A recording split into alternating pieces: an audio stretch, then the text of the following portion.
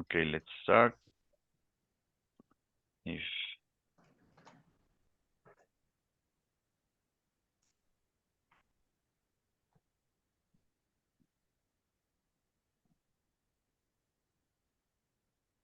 question.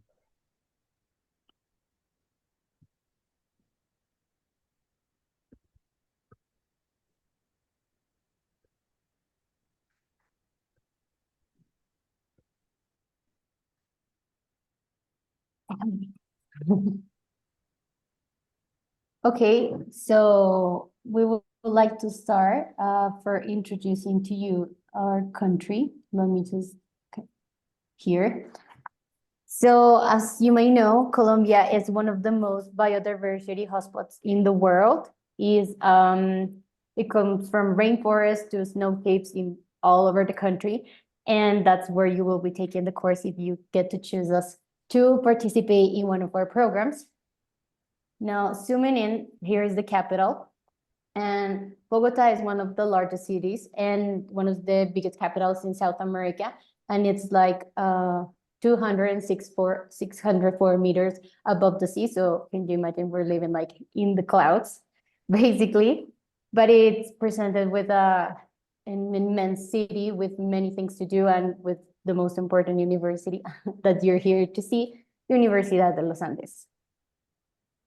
Continuing with the Universidad de los Andes, it was founded in 1948 by Mario Lacerna, which in his mission and in his core, what he wanted is to create a university that was not following the religions or the political statements that the country had at the time. He wanted to create a place where research and data and facts will be relevant to create new politics and to take the country to the next level. So next slide, we'll have here we can see the rankings of the university. As you can see, we're in the top 100 universities in the world, on the 5th place in Latin America. We have around I don't see the slide moving. I don't see the slide moving. Oh, give me just a second.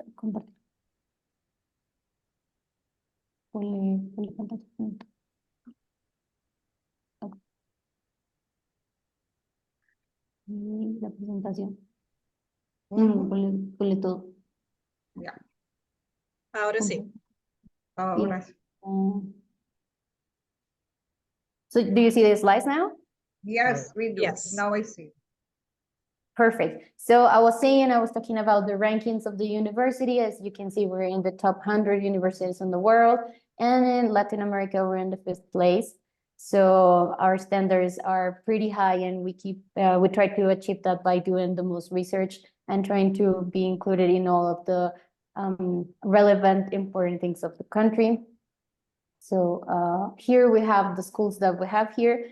As you can see at the bottom of every image of the faculties, we have the accreditations that we have achieved. So as I said, here at the university, we're always looking forward for excellence and doing our best jobs. So here is like a brief glance of what we do here at the Universidad de los Andes. Now I'm going to talk about what we do at the School of Management.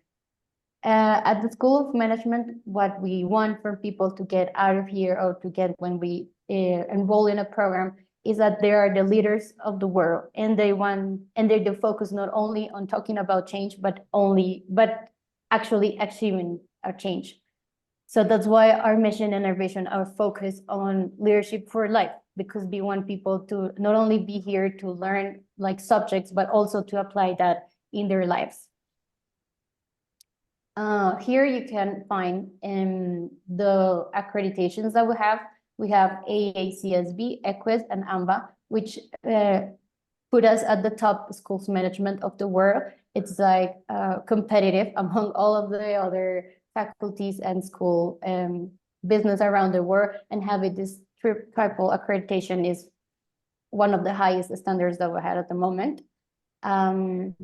Our MBA program is ranked at the 6th place, and we're 35 worldwide, according to the Financial Times. Well, our professors here are mostly, they hold a PhD, which we think it's a requirement, sorry, we think it's a requirement because it, sorry.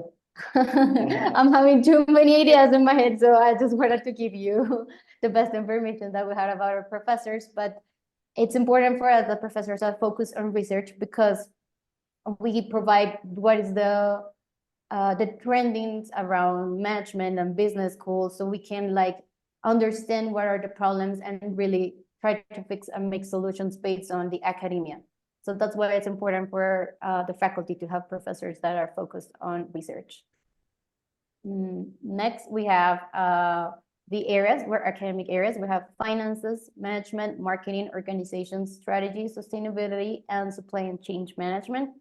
These areas are not only like taught in the undergrad, but also throughout all of the courses that we have here for masters, for MBA, and for organizations, of course.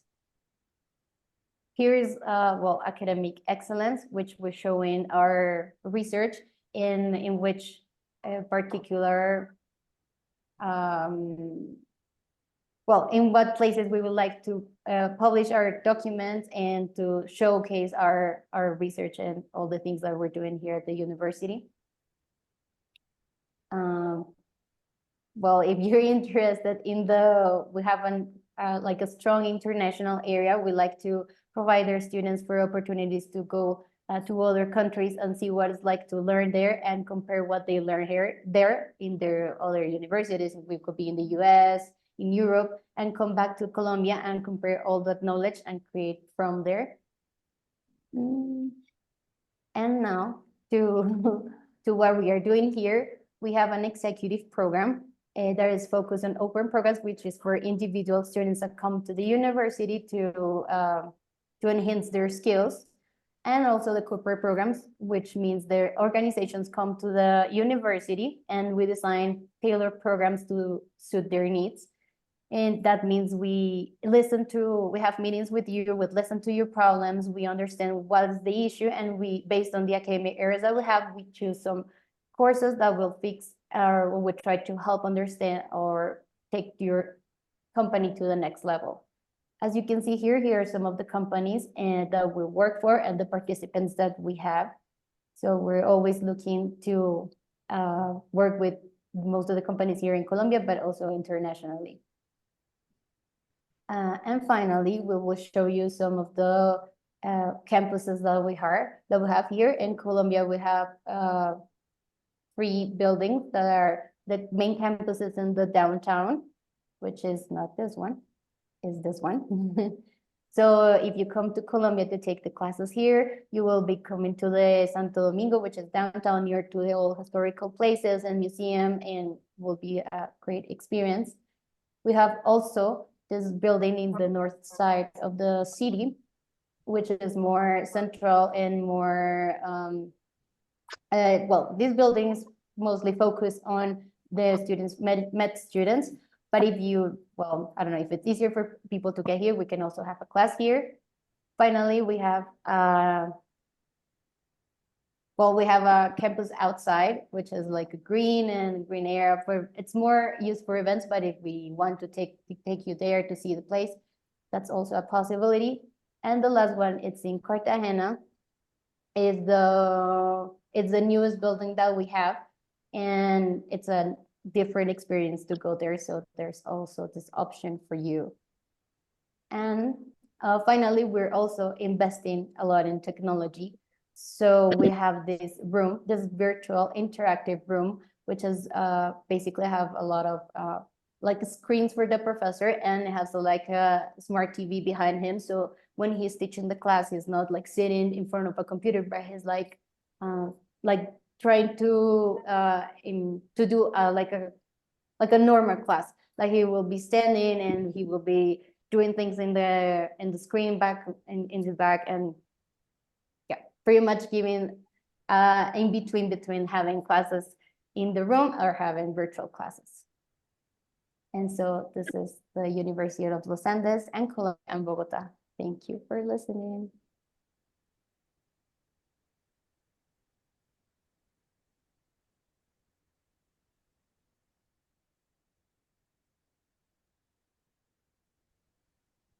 Thank you, Laura. Okay, Jandra. Yes, thank Can you- you very much, Laura and Andres. We will now move over to Professor Javier Duran. Before he starts with his presentation, I would like to give a small introduction of Mr. Duran. He has 2 masters in science and a PhD. He has a master in economics from the Universidad de los Andes, a master in technology and innovation management from University of Sussex, Bridgeton in the United Kingdom, and a PhD in economic history from the London School of Economics and Political Science in London. Professor Xavier, please lead us through your presentation. Thank you. Thank you very much. So just to complete the introduction, let me tell you a little bit about my research and my teaching. So I'm mostly interested in technological change. How is it that firms, companies develop or adopt new technologies, and how they can manage this process of developing new technologies or adopting new technologies in a better way. And I do my research mostly focus on transportation and university industry technology transfer. Those are kind of like my 2 big focuses, and I do both historical and, if you want, current research. And my teaching is mostly focused on on 2 areas: business and economic history and innovation management. So I teach the strategic management of technology course within the PhD on technology innovation at the university, which is a joint program between the School of Design, the School of Engineering, and the Management School. I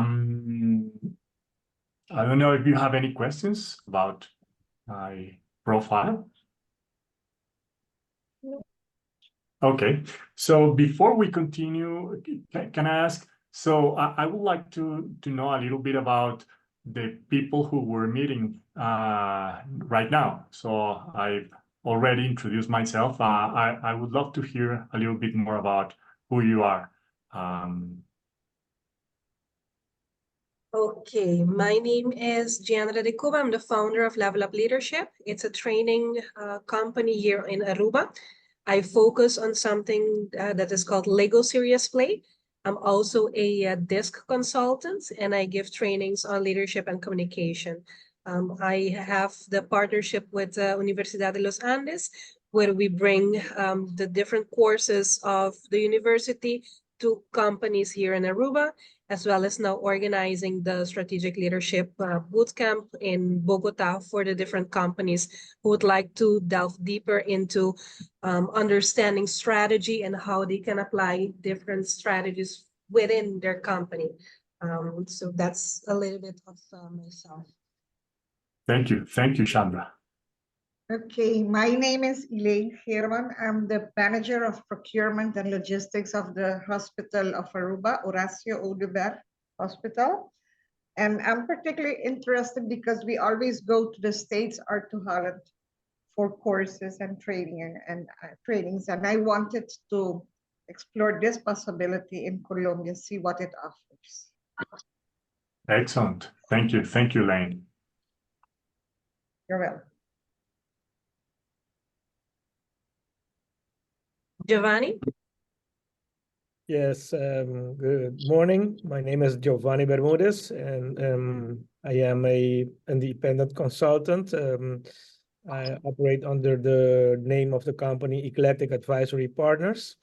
We provide, together with my sons, Giordano and Giovanni, we are a boutique consulting company, and we provide vast array actually of services in terms of advisory and consultancy. But my focus is mostly on strategy, especially for small and medium companies. And same as Elaine mentioned, I am also interested in a different perspective than what we are used to from the US or from Holland/Europe. Thank Thank you, you, Giovanni. Giovanni. Thank you. Mary Jo?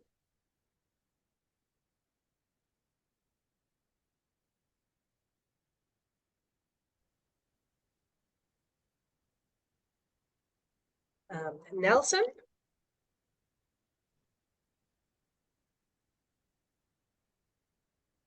So No. Lizani? Good Oh, morning. Nelson has issues with the mic. My name is Mizani Waver. I'm the manager of retail sales and services at Aruba Bank. I have been working in banking for almost 12 years, and I'm responsible for the retail department. With this course, I would like to increase my knowledge about leadership, and especially as we work a lot with people, I would like to know the new trends, and that's what actually I would like to gain with this course. Thank you, Lizani. Dalhis? Dalhis is one of our registered participants. Morning, everyone.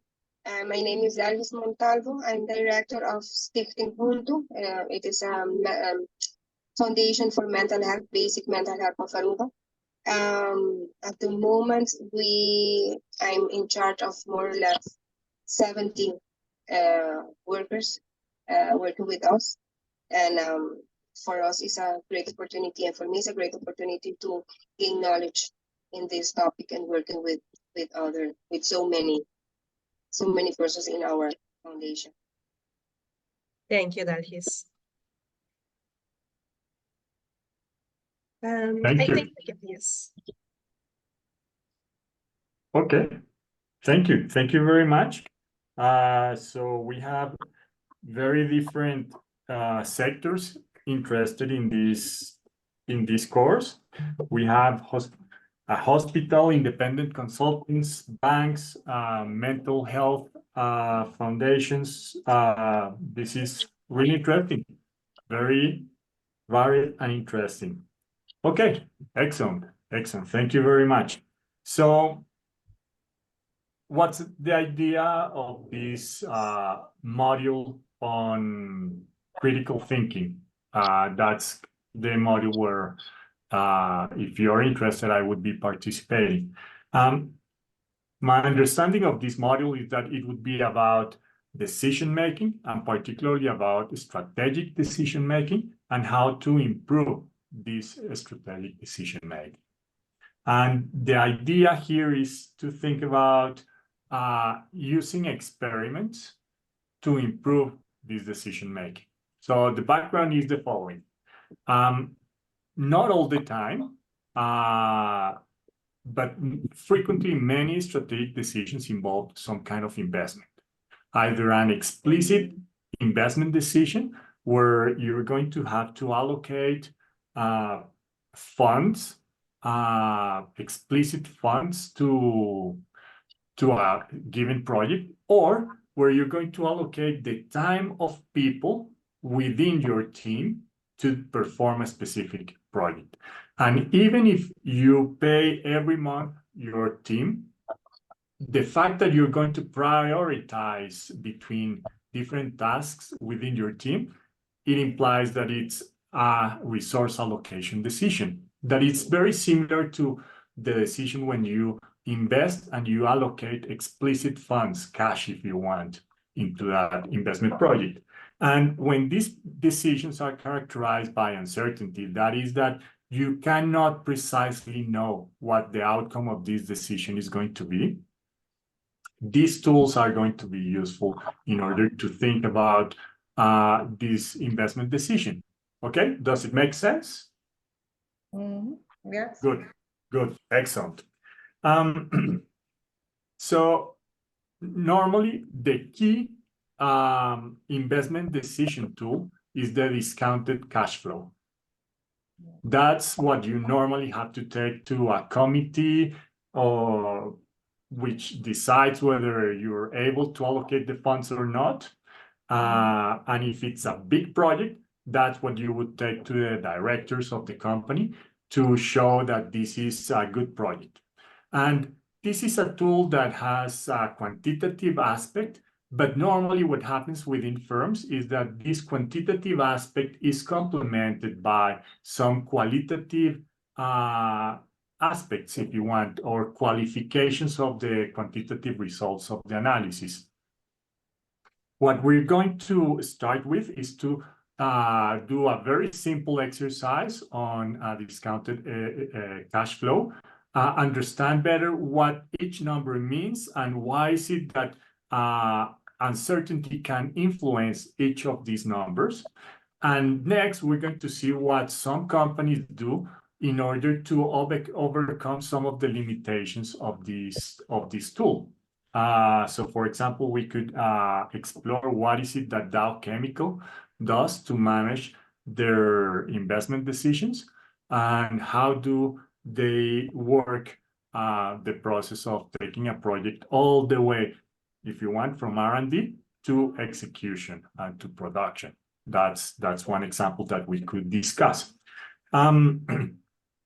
After having a clear mind about how is it that this investment decision is formalized within the context of the decision process of the whole firm, we're going to see how is it that we can learn about what may happen using experiments. So the key issue is that there are some things that you are not sure that will happen, the outcomes of the investment project, but then you can do several things. You can do many things to try to learn about what may happen. One of those things that you can do are experiments. And you can do scientific experiments, you can do engineering experiments, but you can do many other kind of experiments. So you can do, for example, marketing experiments. You can do A/B testing if your information is already digitized. You can do so many things. And the idea of what an experiment is very, very ample. As I was saying, you can do many kind of experiments. But doing an experiment, doing a good experiment, it's actually very difficult. You need to design well the experiment in order to learn a good information, which is what you're trying to do in order to improve your decision making. It doesn't really help if you perform an experiment that is badly designed. You collect information that is actually going to lead you to make the wrong decision. So what you need to be sure is that you design correctly the experiment in order to collect the right information to make a better decision. And that's, if you want, the whole point of doing the experiment. So what we're going to do there to learn about how to design well an experiment is to use a case study that was originally developed at HBS, at the Harvard Business School, and then we transform it into, if you want, a full methodology of our own, building on the case study and the methodology they developed at the Harvard Business School. It's a very simple case. It's a case that most of us will be familiar with, and it's about a digital platform that collects information from reviews of a restaurant or many restaurants, and then sells advertisement to the restaurants for the platform to provide these advertisements to the potential customers of the restaurant who are, in the first place, leaving the reviews and all that. But then they come back and they choose, for example, they can choose what restaurant to go to, using this platform. So this is something that most of us would be familiar with, and we've probably used at some point one of these platforms.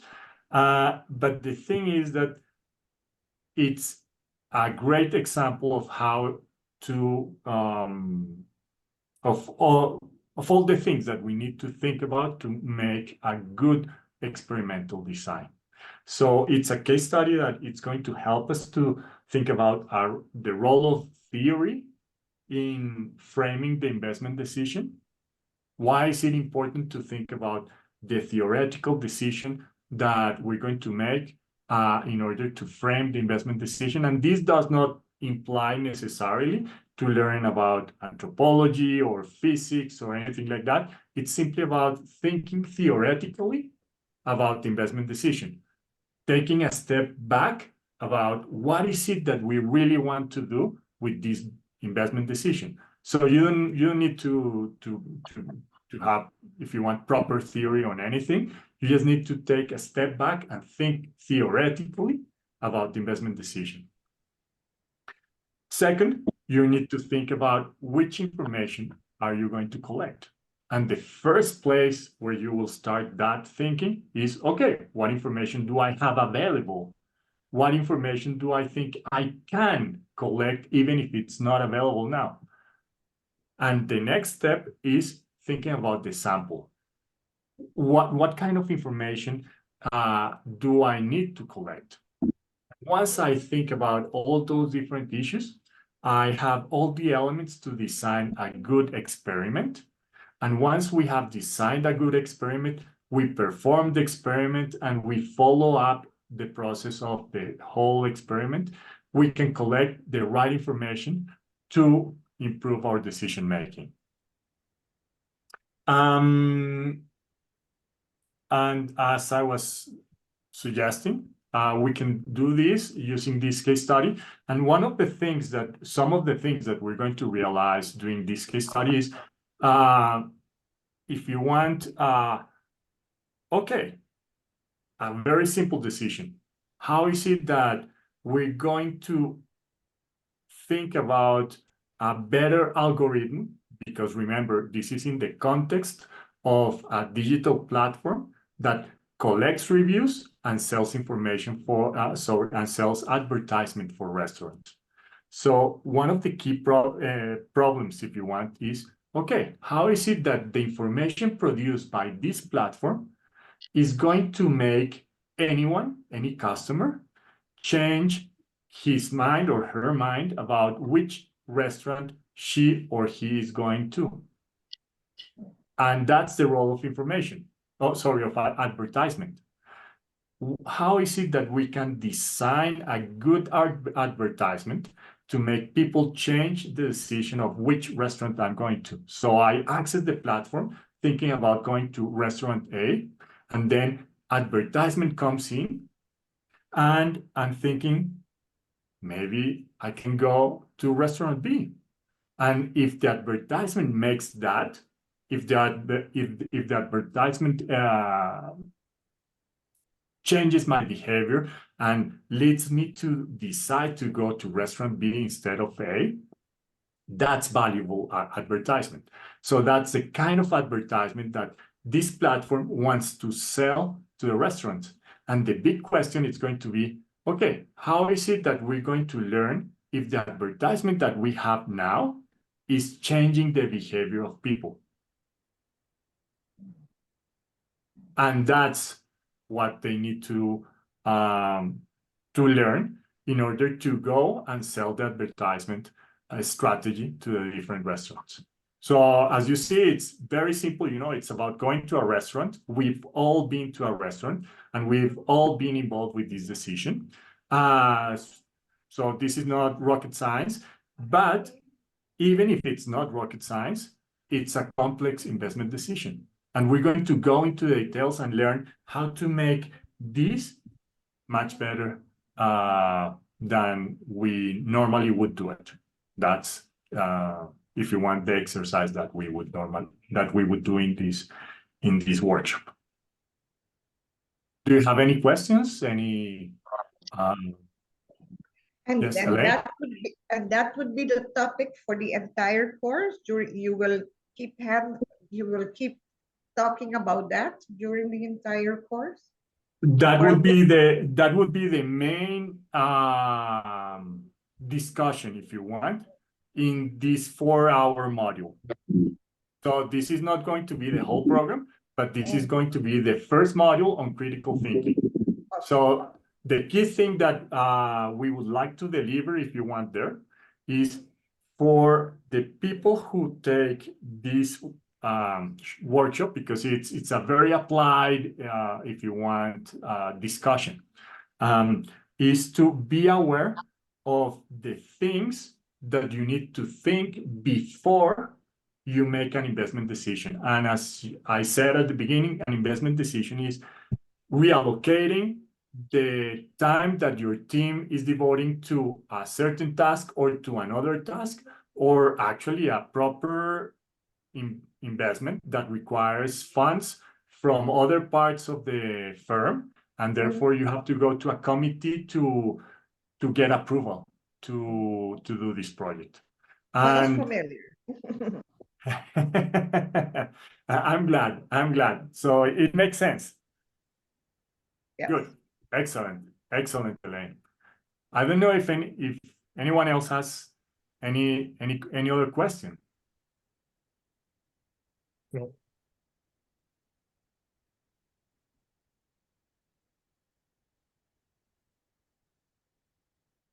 Excellent.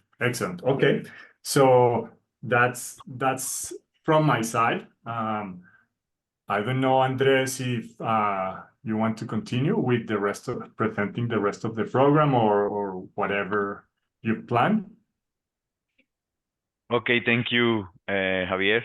Jandra, I don't know if you want to continue to tell them about the other topics.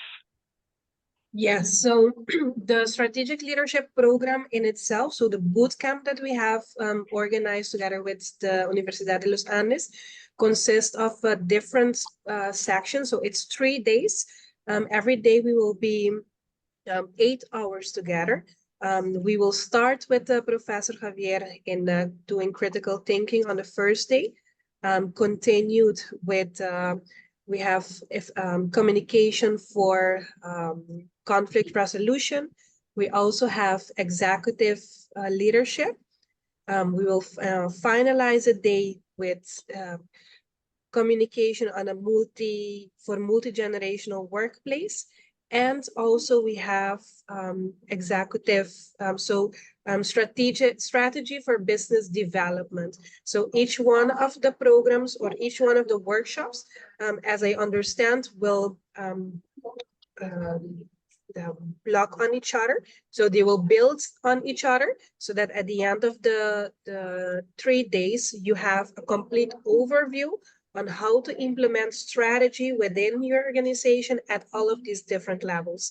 So starting with what Mr. Duran just explained, the critical thinking, how can you make a good decision, or how can you make a good investment decision? Followed then by seeing the different opportunities within the market that you have, as well as how do you communicate this, the idea or your vision with the organization or with your employees and so forth, and seeing who are the people that you need, especially considering the different generations at the moment, to go with you into the new strategy that you have. And so that is in big terms what the strategic leadership bootcamp entails. As was explained also, they're not going to be lectures, they're all going to be hands-on workshops. So it's very important that the participation is that you're actively engaged. It's not going to be a regular university lecture, but it's actual engagement. Everybody will have to put in their knowledge so that you leave there with information that you can apply right away into your organization. The group is a small group. This is a group that is specifically for level up. So we will not have, it's not a big group. I'm taking a maximum of 20 people with us or to Bogota. So you can, it's going to be very intimate, different industries. And the idea is that it's from Aruba, Bonaire, and Curacao. So we will be able to engage within the Caribbean or within the 3 islands, as well as with industry experts in Bogota itself. On the first evening, on the evening of the Monday, we will have a networking event where we will also bring in industry experts from Colombia to join us on the dinner so that you can exchange information, exchange ideas, and see what are the best practices in Colombia as well compared to the ABC Islands. So you can imagine that it's going to be very interactive and very it's at a university level. So all of the people that all of the participants, the expectation is that you have a management position, or at least that you have a management background, so that you have a good understanding of the discussions, as well as that you can apply these afterwards in your organization. I know, Andres, if you would like to add anything to it. You already say everything, so I don't know if someone has any questions. What are the dates? Because I think I know, but I forgot. Yes, we're flying out from Aruba on June 23rd, which is a Sunday. The boot camp itself is on Monday, Tuesday, and Wednesday, and we come back to Aruba on the 27th. Okay. Sorry, I missed that. Can you repeat it, please? Yes, it's from June 23 to June 27.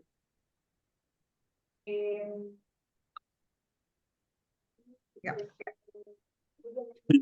I may add a little bit about the kind of activities you will be performing in order to complement Chandra. So at least for my module, this is the, if you want, the practice of the module.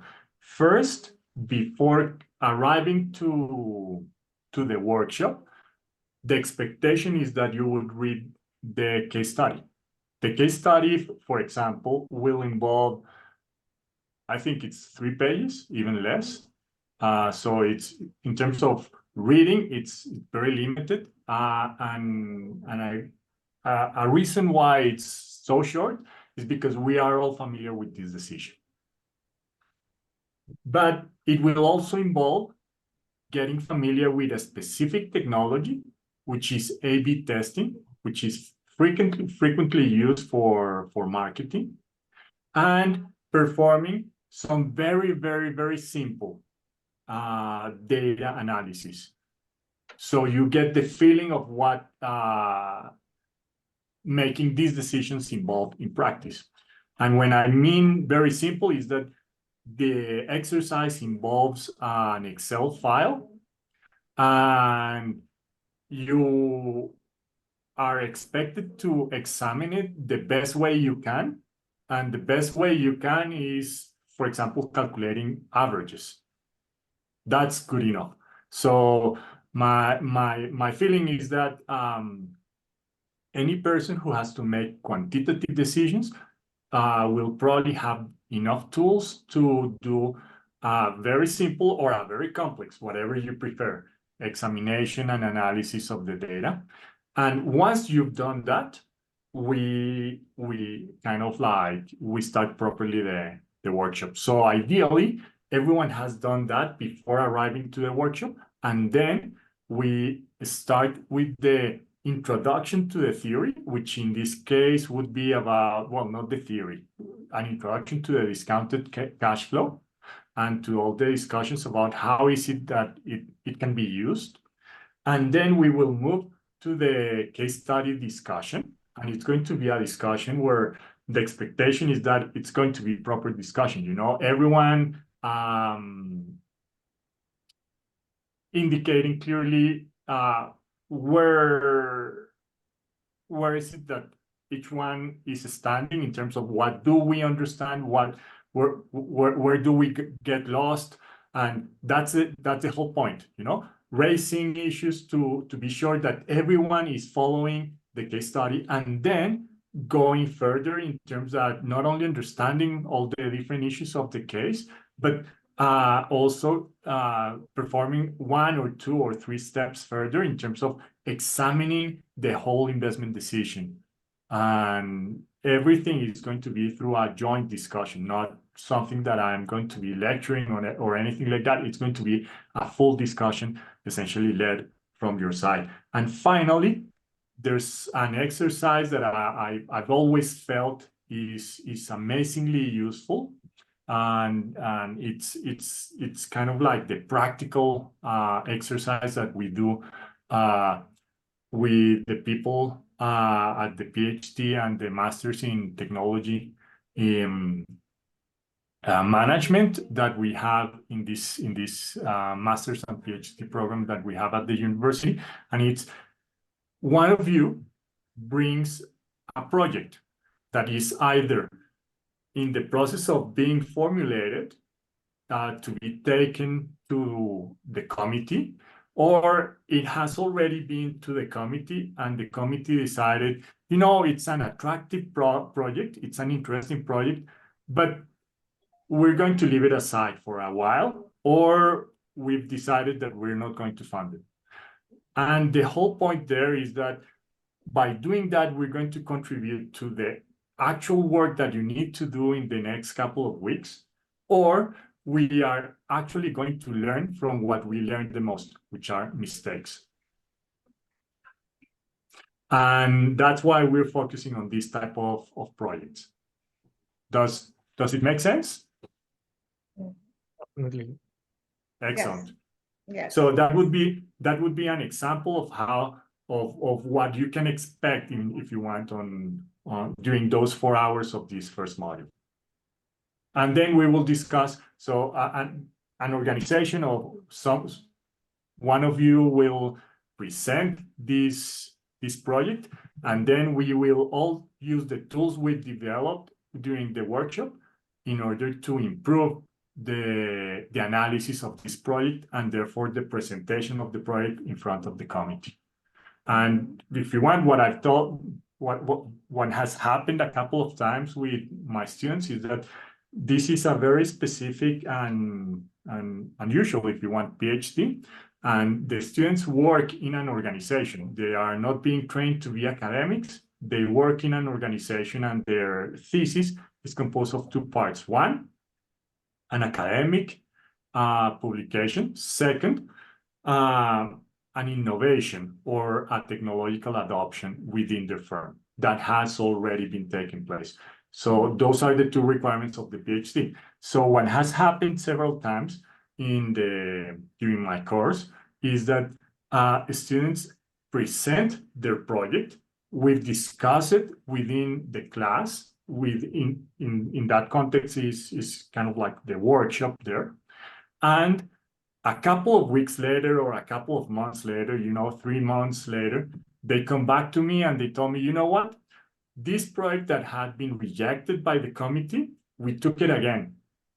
And, they told us it's actually very interesting. You've highlighted angles that we had not seen before. And that does not necessarily mean that we're going to approve it now, but we're going to examine it again and more carefully because it makes sense. So that's the kind of things that have happened after the students have taken the PhD course. Thank you, Javier. I don't know if there are any other questions. No? Andres? No? Thank you, Javier. Thank you, Jandra. Thank you all. I hope to see you here in Bogota. Yes, so to finalize, as If you are interested in, so what Javier explained was just the first module, which is a critical thinking, but you can imagine the 3 days to be like this. So it's going to be a theory paired with practical applications. If you're interested in joining the program, you can just send me an email. For those who are participating in the webinar today, we have a special price. So those leaving from Aruba, the regular price is 5,500 florins. If you decide to join today or in the next 5 days, if you decide to join, it is at 4,999. For those in, for instance, Nelson joining us from Bonaire, the regular price is $2,700. And if you decide to join now, it's for $2,425. This is excluding flights. For those from Aruba, it is including the flight. So that's the difference. What else? I think it's very much applicable to our island. So this group or the content of the bootcamp, we have tailored it specifically for the needs of the islands. As I mentioned, it is it's an exclusive group. So it's I think very valuable for us now in a stage of high development. Like there's a lot of developments going on, and looking into the islands, we do have that need for strategic thinking or long-term thinking. So I think this is a very good opportunity that the university also is providing to us. So if there's anybody who would like to join, you can just send me an email or send me an app, and we can proceed with the registration. If there are any other questions as well after the webinar, you can just send me an email. Thank you very much, everyone. And I wish you a very pleasant weekend. Thank you. Thank you all. Thank you very Thank much. you. Thank you very and much. Very nice meeting you all. Thank you. Thank you. Thank Thank you. Thank you. Bye-bye. Bye. Bye-bye. Ciao. Bye.